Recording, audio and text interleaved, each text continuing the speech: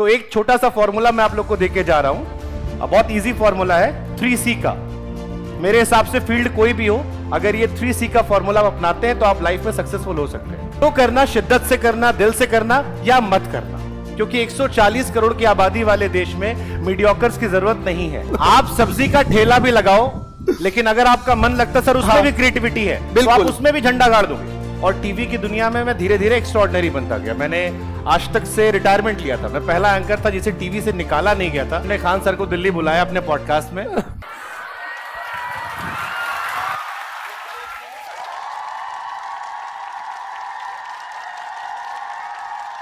अब आपके सामने जो है उन्हें परिचय के मोहताज नहीं है।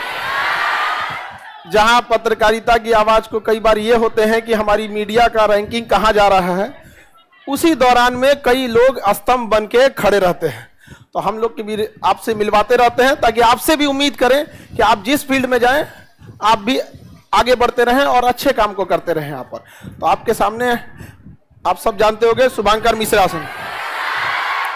अब ये पटना आ रहे थे, तो पटना में आए तो हम लोग की एक मुलाकात हो गई, सौभाग्य सब लोग की। तो हमने कहा कि आप लोग को भी मिलाएं यहाँ पे, और राखी की तैयारी भी है यहाँ पे, क्योंकि अब तो क्लास जो खुलेगा राखी के बाद ही खुलेगा।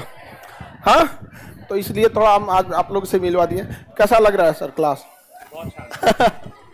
तो आप लोग बैठ गए। हाँ, पटना पहली बार आना हुआ है, बिहार पहली बार आना हुआ है, तो बहुत अच्छा लग रहा है आप लोगों को देख के। मेरा बहुत मन था खान सर से मुलाकात करने का, क्योंकि सोशल मीडिया के माध्यम से कई बार कई कॉम्प्लिकेटेड इश्यूज को बड़े हल्के फुल्के अंदाज में हम समझा करते थे। मेरी मम्मी बहुत बड़ी फैन है सर की, बाय द वे। और मम्मी की बात की है तो हमें ऐसा लगता है हम सबकी माँ एक जैसी होती है, सबको बहुत मानती है यहाँ पे। तो हम सर के आने 2 दिन पहले बात किए थे हम। हाँ। और थोड़ा सॉरी बोलेंगे उनसे, क्योंकि बाबा धाम का प्रसाद हम लोग नहीं ला पाए। एक्चुअली हम लाए थे, यहाँ लोग इतने आते हैं खा लिए, और वो हम स्पेशली आपकी मम्मी के लिए रखे थे। और बाबा धाम का अभी तो सावन चल रहा है ना, हमारे काउंटर पर रखा था। एक आदमी, क्या है? हम कहीं यहाँ का है, हम ले ले, हम मना कैसे करें? तो हम नेक्स्ट टाइम जरूर लाएंगे। कोई नहीं, हमने खान सर को दिल्ली बुलाया अपने पॉडकास्ट में, और आई एम श्योर वहां तक प्रसाद आ जाएगा। हाँ, जरूर आ जाएगा, जरूर। बाकी आप लोगों से आप सब अच्छा कर रहे होगे। आई एम श्योर यहाँ पहुंचे हो घर वालों से दूर, कुछ घर वालों के पास बहुत सारे सपने लेकर। मेरी लाइफ का एक्सपीरियंस इतना रहा कि मैं जब कॉलेज के टाइम में था और जब मैं बाद में एंकर बना, तो मेरे मन में कई बार ये सवाल आता था कि ऐसा क्या था कि जो मैं, क्योंकि आपको शायद कुछ लोग जानते होंगे, मैंने बीटेक मैकेनिकल इंजीनियरिंग की है। तो बीटेक से जब मैं टीवी की दुनिया में आया तो मेरे करियर में सक्सेस बहुत तेज आने लगी। मैं उन कुछ जर्नलिस्ट में था जो बहुत जल्दी नाम कमाने लगे।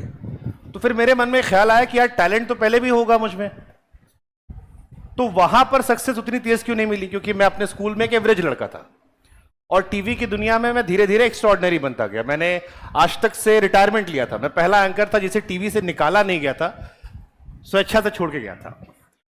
तो ये थॉट आया मेरे मन में, अच्छा किए थे। हमने स्ट्रेट फॉरवर्ड बोल देते हैं, लेकिन सच में बहुत अच्छा किए। तो इसका रीजन क्या था? आई थिंक वो रीजन मैं आप लोगों से शेयर करना चाहता हूं। कोई भी काम जिंदगी में जिसमें आपको घड़ी देखने की जरूरत ना पड़े, हमेशा करियर के प्रोफेशन में उसे चुनना। सर ये सबको खाली फोन पे बतियाने में मन लगेगा, फिर उस पे ही ना घड़ी देखेगा सब, ना भूख देखेगा सब, ना प्रोफेशन बनाएगा सब उसको। आप सब्जी का ठेला भी लगाओ, लेकिन अगर आपका मन लगता सर उसमें भी क्रिएटिविटी है तो आप उसमें भी झंडा गाड़ दोगे। लेकिन कोई भी ऐसा काम जिसमें आपको बार बार घड़ी देखना पड़े, जैसे कई बार मैं सर से बात कर रहा था कि ऐसे कोचिंग सेंटर में भी पढ़ाई करते थे और मैं पीछे आके बैठ जाया करता था, और फिर 2-3 साल हम घर पे सिर्फ कहते थे कि तैयारी कर रहे हैं। क्या कर रहा है लड़का? तैयारी कर रहा है। और फिर तैयारी का रिजल्ट आता था, कई बार संकोच करते थे और बड़ी सारी परेशानियां हुई। या एग्जाम होते थे, अक्सर पूछते थे कि भाई तुमसे क्या पूछा सर ने? टीवी में यह सवाल कभी नहीं आया। उसका रीजन यह होता है कि जब आप अपने पसंद की चीज को करते हो तो आपको किसी को पुश नहीं करना पड़ता, किसी को आपको उठाना नहीं पड़ता, किसी को आपको पढ़ने के लिए कहना नहीं पड़ता, वो काम करने के लिए कहना नहीं पड़ता। और जब आपका एवरेज दिन होगा, क्योंकि आप हर दिन अपना बेस्ट नहीं दे सकते हो, लेकिन आपका एवरेज भी आपके चॉइस ऑफ फील्ड पे किसी और के बेस्ट से बेहतर हो जाता है। इसलिए अपने करियर में आप क्या करते हो वो आपका फैसला है। मैं सर के कोचिंग बिल्कुल बंद करवाने या कम करवाने के लिए नहीं हूं लेकिन जो करना शिद्दत से करना, दिल से करना या मत करना, क्योंकि 140 करोड़ की आबादी वाले देश में मीडियोकर्स की जरूरत नहीं है। और जितनी मेहनत करनी है वो अभी करना, क्योंकि अगर आपको आपके सपनों को पूरा करना है तो बाकी लोगों से थोड़ी ज्यादा मेहनत एक उम्र में करनी होगी। जो 11th-12th में करता है उसको टॉप कॉलेज मिल जाता है, जो कॉलेज में करता है उसको अच्छा प्लेसमेंट मिल जाता है, उसके बाद जिंदगी को अवसर और देती तैयारी करने का। जो तीनों में नहीं करता है वो ताउम्र मेहनत करता रहता है। तो ये आपको डिसाइड करना है कि बाकी लोगों से 5 साल एक बार में ज्यादा मेहनत करके जिंदगी संवार ले या पूरी जिंदगी मेहनत करते रहे। वो आपके अपने सपने हैं। बाकी एक शेर मैं कहना चाहूंगा, मैं हमेशा शेर से बड़ा इंस्पायर रहता हूं कि जहाजों को जो डुबा दे उसे तूफान कहते हैं,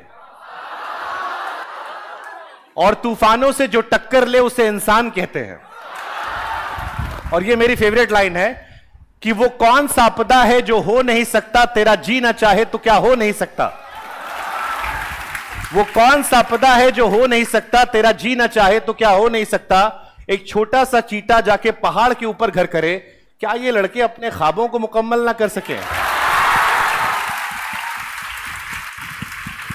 तो आई थिंक मेरी तरफ से आप सभी को बेस्ट विशेस। राखी भी आ रही उसकी, इंडिपेंडेंस डे गया उसकी।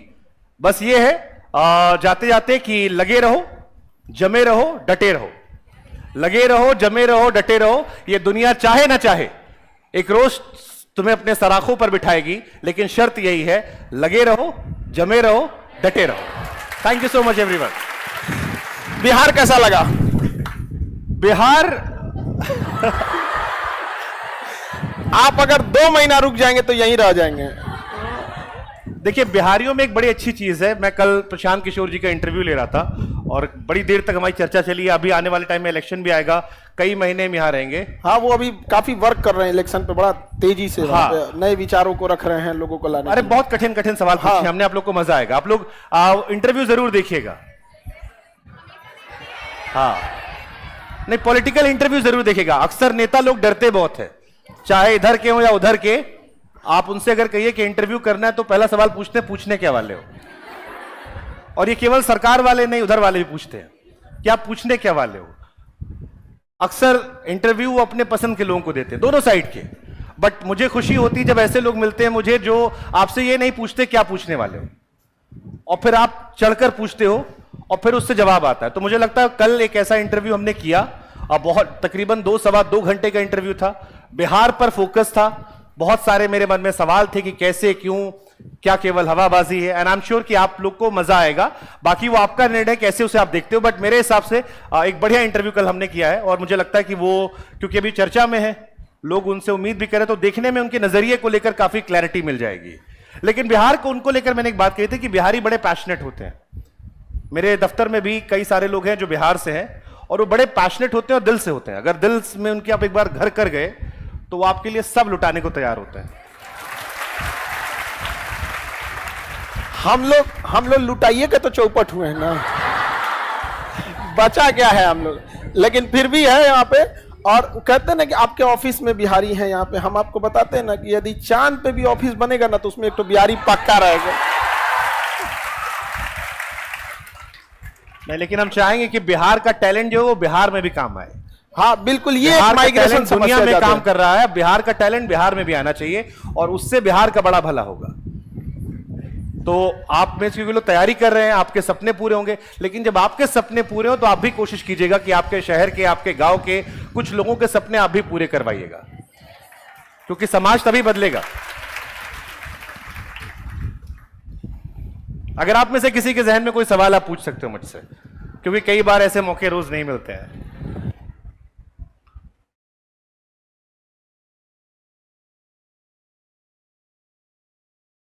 देखिए, खान सर रक्षाबंधन मनाने वाले हैं बड़े पैमाने पे, तो मुझे लगता है कि राखी के साथ आपकी कविता भी शायद वो ले लेंगे।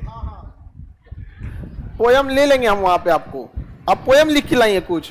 सर से कोई सवाल पूछना है पूछिए। हमको पोयम, आप पोयम मेरे पे लिखी है। हाँ जी। सर से कोई सवाल है तो पूछ लीजिए। पोयम राखी के दिन सुना दीजिएगा, ठीक है? राखी आपका 2 दिन बचा हुआ है यहाँ पे बस। हाँ, यहाँ पे उस दिन पोयम आप सुना दीजिए।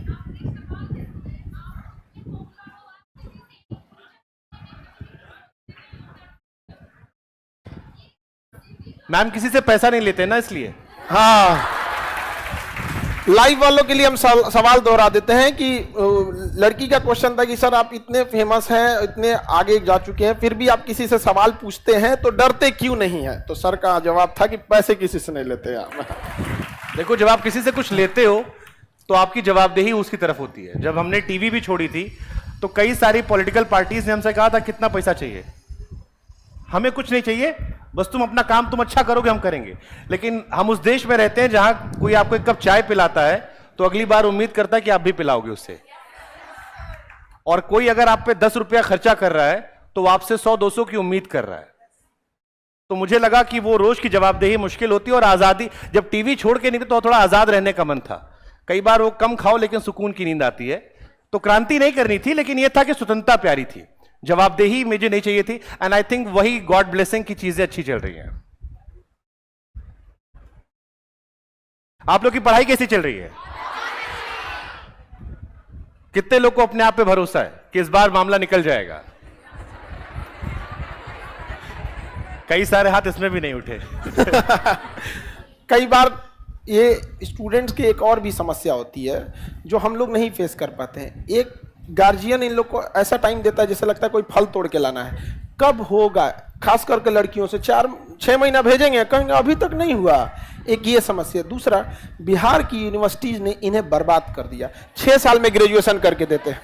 अब अगर इनका ये पीसीएस का बैच है, बिहार पीसीएस जिसे भी हम लोग या नॉर्मली बीपीएससी बोलते हैं, जैसे यूपी पीसीएस, अगर इनमें बहुत सारे ऐसे बच्चे बच्चियां हैं जो केवल इसलिए फॉर्म नहीं भर पाते हैं कि उन्होंने 4 साल हो गया ग्रेजुएशन में करते, अभी सेकेंड ईयर का एग्जाम नहीं हुआ है, तो 4 साल हो गया सेकेंड ईयर नहीं हुआ है यहाँ पे। एक ये। दूसरा, कुछ बेईमान लोग चंद पैसों की वजह से कई बार पेपर लीक कर देते हैं और इनका सपना टूटने लगता है। हम तो कहते हैं कोई ऐसा डिवाइस लगाए नार्को टेस्ट टाइप का उगलवा ले, उसके बाद फिर गायब कर दे। कुछ की हिम्मत टूटने लगता है उससे। अच्छा, हम लोगों को भी बड़ा बुरा लगता है, चाहे जो भी हो। अब सर हमारे दिल्ली से आए घर छोड़ के यहाँ पे ताकि पढ़ाने के लिए, तो सर उतना दूर आप हैं। तो अब यहाँ पे ना ऐसा होता था कि पहले जो अमीर बच्चे थे वो दिल्ली जाके पढ़ाई करते थे। अब सबको दिल्ली तो नहीं भेज सकते थे, हम दिल्ली के जितने बेस्ट टीचर थे उनको यहाँ ले आ दिए यहाँ पर। तो ये लोग भी अपना घर द्वार सब छोड़ के यहाँ के पढ़ाते हैं। और जब पेपर लीक हो जाता है ना, तो कई बार सर लोग हमें कॉल करते हैं, सर बिहार में क्या हो रहा है। उस समय हमको जवाब देने के लिए कुछ रहता ही नहीं, हम बोले क्या बोले, अजीब सा हो जाता है। मतलब समझ में नहीं आता गुस्सा कहाँ निकाला जाए यहाँ पर। और एक सीधा सा जवाब आता है, हम इसकी जांच कर रहे हैं। अरे जांच कर रहे हैं, इनको जांच नहीं पूरा होता है यहाँ पे। अब तो समझते ही उन लोग को जांच कर रहे हैं। तो बस ये एक तो तकलीफ लग। अच्छा, ये केवल समस्या बिहार की नहीं है, ये यूपी की भी है, राजस्थान की, एक बड़े लेवल की पैन इंडिया समस्या बन चुकी है यहाँ पर। हमने सही बात है, कोई ना कोई तो करता ही होगा यहाँ पे। अब होता है यहाँ पे गांव में ना, ये धर्रा बन गया है कि पैसा से नौकरी मिल रही है। क्षणिक फायदा सबको चाहिए होता है। जो मेहनत नहीं कर रहा हो, पैसा दिखा रहा है, किसी को नेता बन के लूटना है, वो कई बातें, मतलब मैं सहमत हूं इस बात से कि अगर आप जात देख के वोट देंगे तो जाहिर सी बात है जो नेता आएगा वो आपको पैसा दे के आपका वोट ले रहा है, तो पैसा कहां से लाएगा? जात के साथ साथ भात भी देख रहा है। हाँ, मतलब जात भात जो भी आ रहा है, 5 किलो 6 किलो नहीं, वो तो कई सारी चीजें हो गई। लेकिन जब आप आदमी की जगह जाति, और ये बहुत सच्चाई भी है, मैं जैसे आप में से इतने लोग बैठे हो, मैं दावे से कह सकता हूं कि 70% लोगों का नाम सुन के बता सकता हूं आप किस पॉलिटिकल पार्टी को वोट देते हो। ये तो 60 से 70% लोगों के बारे में, 30% वो होते हैं जिनमें 5-10% रेयर एग्जेम्पशन होते हैं। बाकी आप किसी पॉलिटिकल पार्टी से या तो डायरेक्ट जुड़े हुए या बेनिफिट ले रहे हैं, तो आप अपने कास्ट के अलावा वोट देते हैं, वरना सबका तय होता है। मेरे परिवार से लेकर आप सबका एक कह सकते हो। तो आई थिंक ये एक परसेप्शन तोड़ना बहुत जरूरी है। नहीं तोड़ोगे तो फिर नेता को पैसा चाहिए। अब नेता की फंडिंग भी तो कोई कर रहा है ना, इलेक्शन में खर्चा कर रहा है, गाड़ी चलवा रहा है, हेलीकॉप्टर लेके उड़ रहा है, कोई पैसा दे रहा है, तो पैसा वो रिटर्न भी तो चाहिए होगा। तो रिटर्न अपने घर से तो देगा नहीं, तो कहां से लाएगा? ऐसे ही कुछ ना कुछ कांड होंगे, कभी घोटाला होगा, कभी आपके पेपर लीक होंगे, कभी कुछ होगा। तो आई थिंक वो भी एक बड़ी समस्या है, बट वो हमारे हाथ में नहीं है। हमारे हाथ में है कि हम अपना सक्सेस कैसे पाए।